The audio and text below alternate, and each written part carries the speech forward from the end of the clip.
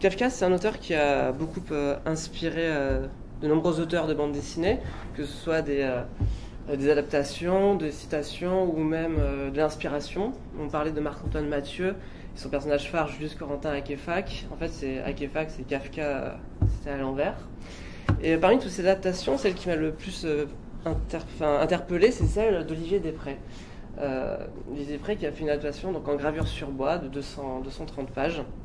Et la radicalité de sa technique posait vraiment question. Et de plus, en recherchant un petit peu la genèse de ce projet, il s'est apparu qu'il a essayé différentes formes, différentes voies esthétiques pour arriver à cette adaptation.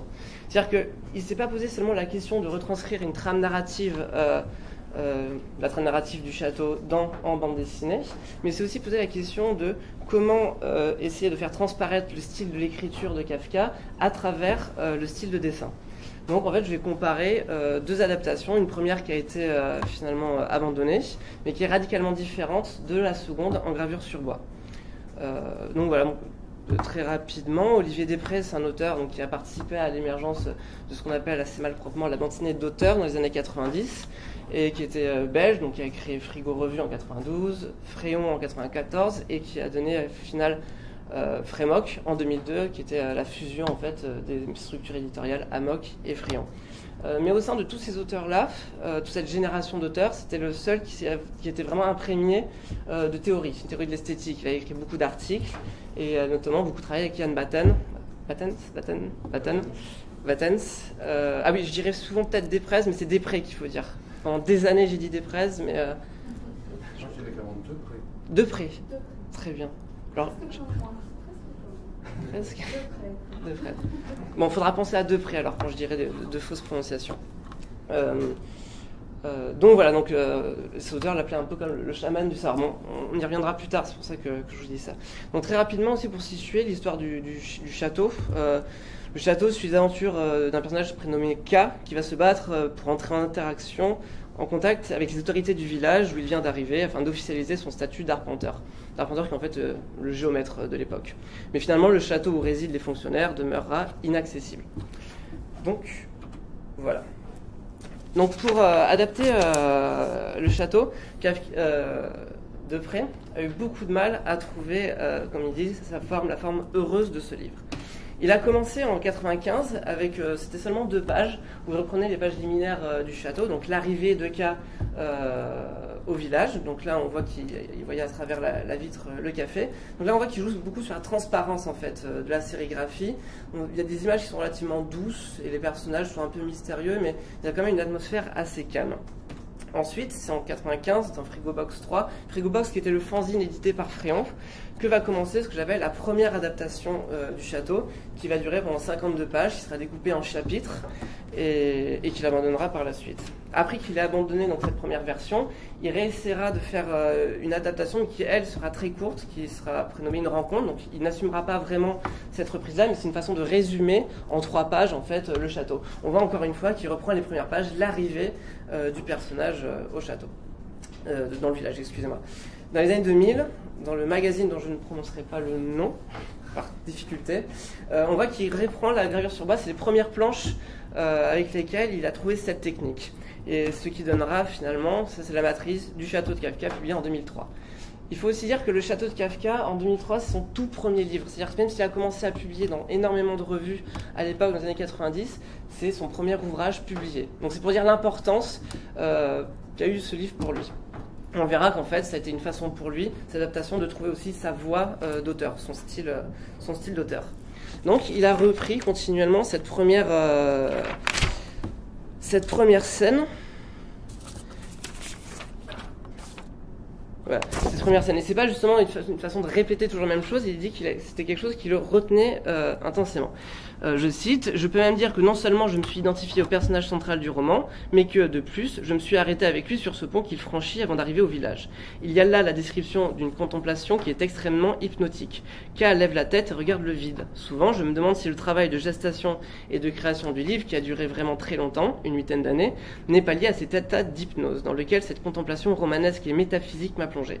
Ensuite, je n'ai plus pu me détacher du livre. » Donc cette condition d'hypnose, c'est quelque chose qui a vraiment déterminé un petit peu cette adaptation. Donc, nous allons parler de la première adaptation. Donc son style de dessin. Alors avant sa mort, avant la mort de Kafka, donc en juin 1924, l'écrivain a demandé à son exécuteur testamentaire et fidèle ami Max Brod de détruire et brûler tous ses manuscrits, tout ce qu'il a pu écrire ou dessiner. Heureusement pour nous, Max Brod n'a absolument pas été fidèle à la parole de son ami, et c'est comme ça qu'on lui doit quasiment toutes ses œuvres posthumes qui constituent la plupart de son œuvre. Mais aussi, on a pu découvrir de nombreux dessins. Quelqu'un qui avait une vraie pratique du dessin, il dessinait ses rêves, et parfois le dessin est une façon d'embrayer à l'écriture. Parfois, il avait du mal à écrire, donc du coup, il dessinait dans des petits endroits, et puis il reprenait. C'est quelque chose qu'on voit vraiment dans ses manuscrits. Pour voir un petit peu ce dessin, je vous conseille le livre Le regard de Kafka, de Jacqueline Sudaka Benazeraf, qui a vraiment reproduit un petit peu tout ça. Donc on peut voir qu'il y a une parenté graphique, notamment donc, dans le noir qui emplit les silhouettes autant qu'elle les dessine. Il y a aussi le blanc qui entoure les personnages. Donc on voit bien que les personnages de Kafka sont délimités par des blancs, par des espaces. Ils semblent renfermés, tout comme le dessin d'Olivier Depré. Donc d'une certaine façon, Olivier Depré essaie d'être au plus proche de la main de l'écrivain, de retrouver les circonvolutions de son poignet, retrouver sa véritable empreinte graphique. D'une certaine manière, c'est le corps de Kafka qu'il essaie de convoquer à travers cette technique graphique. Donc voilà, donc il pose un univers graphique, qui va être donc l'univers diégétique du roman. Donc il va garder cette homogénéité du dessin comme univers stable, mais il va y introduire 2-3 citations en fait à la modernité artistique, et particulièrement l'abstraction picturale.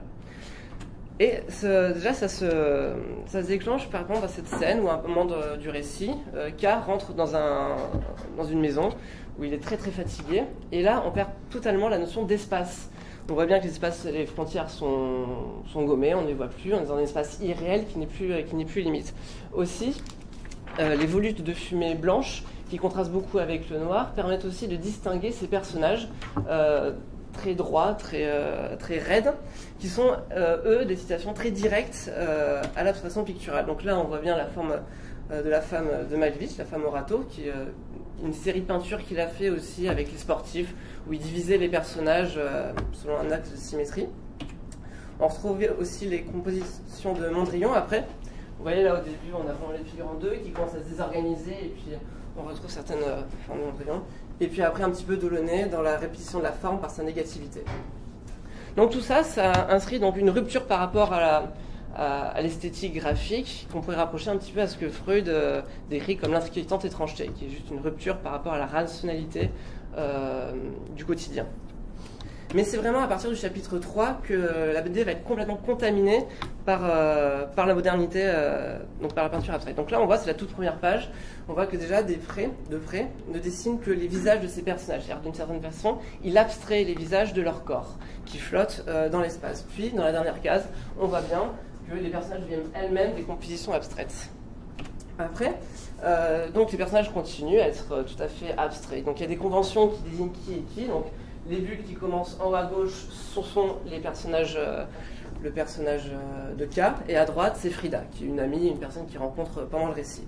Puis après dans la figure à droite, on n'a même plus du tout de convention, on a juste un cercle. Donc je vais aller rapidement, mais d'une certaine manière, c'est l'énonciateur graphique qui nous propose, c'est une troisième voie qui se déclare, qui nous propose de vraiment regarder toutes les déformations du dessin. D'une certaine façon, même si le lecteur s'en doutait, il lui dit c'est une lecture réflexive, regarde ce qui se passe dans l'image. Puis après, clairement, les cases vont se déformer, vont se détacher, devenir ce qu'on appelle des infracases, des cases dans la case, et devenir en fait des motifs. C'est-à-dire qu'on a une case principale, et donc toutes les déformations peuvent devenir un petit peu des motifs picturaux. Cela va prendre en fait tout le multicade, toutes les cases qui vont devenir.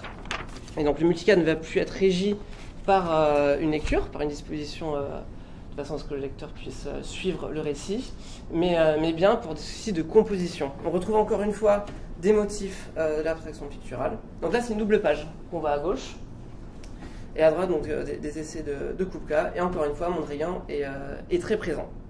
Donc ce qu'on peut aussi observer, c'est que la narration est gardée par les bulles.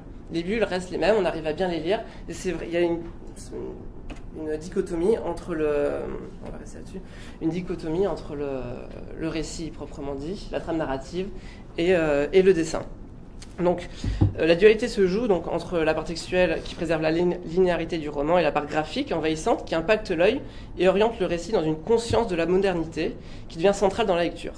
Depré confronte ainsi le roman de Kafka avec le contexte philosophique et artistique, donc philosophique par rapport à l'inquiétante étrangeté, et artistique avec toutes ces citations d'auteurs de la modernité qui ont émergé à peu près au même moment. Donc, d'une certaine façon, il mesure l'écriture de Kafka avec le temps, son temps de l'écriture.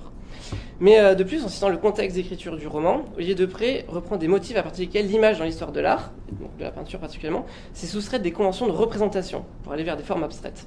Il ranime aussi, ainsi la bande dessinée en inspirant l'esprit de la modernité. C'est-à-dire qu'en bande dessinée, on avait rarement vu encore d'images abstraites. C'est vraiment à partir des années 2000 qu'on va parler de bande dessinée abstraite. De plus, pour Depré, il a souvent cité Kafka comme comme étant en avance sur les conditions collectives de l'énonciation. Donc il a voulu rendre compte de la modernité de l'écriture de Kafka en voulant moderniser en même temps la bande dessinée. Mais cette version ne lui a pas particulièrement plu. Donc il l'a arrêté. Il est allé à la gravure sur bois. Alors pourquoi la gravure sur bois? C'est une technique qui est assez étonnante, qui est très rarement utilisée en bande dessinée, et parce qu'elle est très contraignante. Donc Jan Battens expliquait que la gravure sur bois est lourde et lente, on grave moins aisément qu'on ne dessine, elle n'autorise pas le repentir, les erreurs de la main sont difficiles à corriger, elle oblige à imaginer l'image en double inversion. Les lignes qu'on creuse apparaîtront en blanc sur noir, non pas en noir sur blanc. L'orientation gauche-droite sera également inversée au niveau de la planche imprimée. Elle exige qu'on fasse une sélection dans les détails à montrer. La réduction de la palette chromatique à la dialectique du noir et blanc demande des contrastes assez forts qui entravent la recherche d'un dessin uniformément gorgé de détails. Enfin, elle condamne le dessinateur à travailler sans cesse dans l'urgence. Et oui, bon. De plus, moi je rajouterais qu'il y a un véritable effort physique à graver. C'est fastidieux, on grave dans du bois. Il y a des risques de blessures, on peut vraiment se trancher la main. Et en plus, il y a une étape supplémentaire dont il ne parle pas, qui est l'impression de la gravure. Une gravure est imprimée donc sur une lourde presse. Et ceci nous rapporte un autre paradoxe, qui est l'utilisation de la gravure, qui était à la base utilisée pour reproduire des images. C'était la première technique de reproduction des images. Or, la bande dessinée a été imprimée en offset. Donc, sa première utilisation de reproduction est contrariée par cette reproduction-là, ce qui montre qu'il place cette technique-là directement sous le signe de l'esthétique. Mais comment est-ce qu'il en est arrivé? Qu'est-ce que j'ai après? Oui, et donc on voit bien aussi dans les premières pages qu'il veut vraiment présenter la gravure sur bois, qu'il la met en avant, notamment en laissant tout le bruit du bois. Ça, ce sont des choses... Alors, je ne sais pas quel bois il utilise exactement, mais par exemple, en ancrant beaucoup sa planche, en la gorgeant d'encre, on peut effacer tout ce bruit du bois. Mais lui, il va vraiment l'exhiber, comme faisant partie prenante de son énonciation. Après, ça reviendra après. Donc voilà. Donc, comme j'ai dit tout auparavant, en introduction, Depré aimait beaucoup lire, écrire sur sa pratique et sur l'esthétique de la bande dessinée.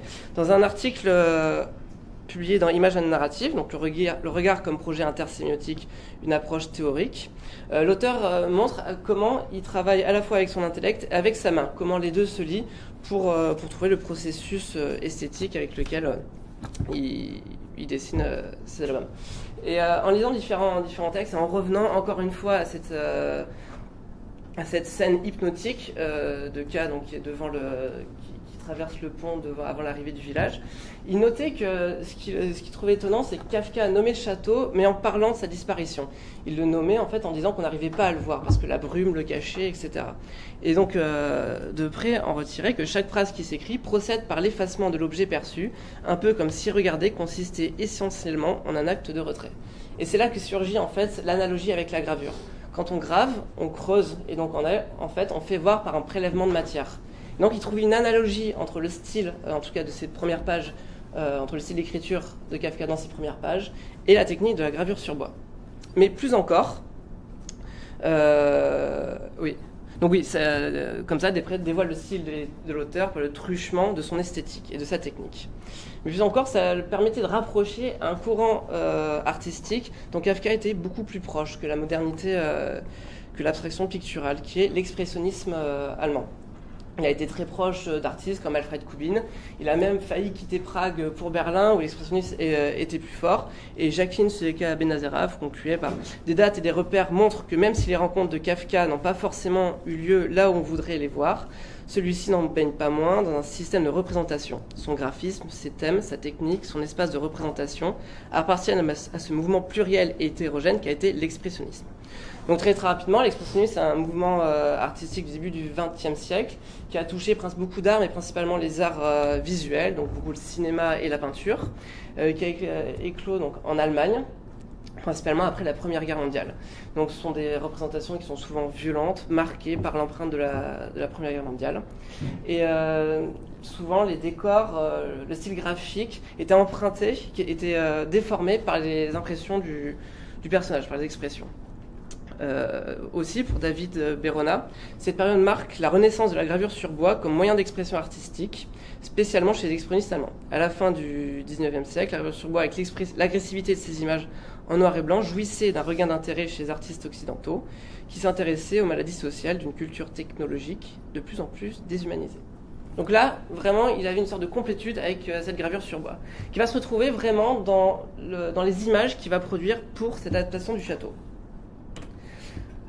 Là, on retrouve les premières pages donc, quand K arrive au village et on voit les visages donc, des personnages qui sont dans la brasserie. Est-ce que vous vous souvenez donc, de la toute première adaptation qui était en gravure sur bois où là, il y avait quelque chose de... Là, on voit que les images sont vraiment marquées. C'est vrai qu'il y a quelque chose d'assez agressif finalement quand on dessine à la gravure sur bois, c'est-à-dire qu'on attaque le bois, on déchire le bois pour créer l'image. On peut le faire de façon assez simple pour pas qu'on ne le voit, mais là, il veut vraiment montrer que les visages sont tailladés. On a presque l'impression d'être, bon, c'est un peu extrapolé, mais d'être devant des gueules cassées presque. Donc voilà, les images sont agressées, on retrouve toute cette violence de la gravure sur bois. Ensuite, il y a quelque chose, la mort aussi, la mort rôde partout.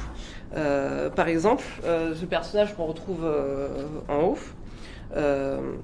les ronds noirs profonds induisent plus la cavité dessinée par un globe oculaire vide que la représentation stylisée des pupilles. La bouche très basse, édentée, accentue cette impression de mort. Les accidents du bois rappellent plus les anfractuosités de l'os que la velouté de la peau. Présent à chaque personnage sera schématisé ainsi, la mort rôde partout. De plus, ça induit aussi des motifs assez abstraits. Des prés attaquent le bois, et on ne sait pas si c'est pour dessiner des décors ou bien pour marquer cette agression de l'image. En fait, surtout par rapport à... On voit à ces décors, on ne sait pas vraiment s'il dessine la montagne qui est derrière, ou bien est-ce que c'est pour montrer l'impression qu'avaient les personnages, pour entourer l'image d'une situation assez angoissante.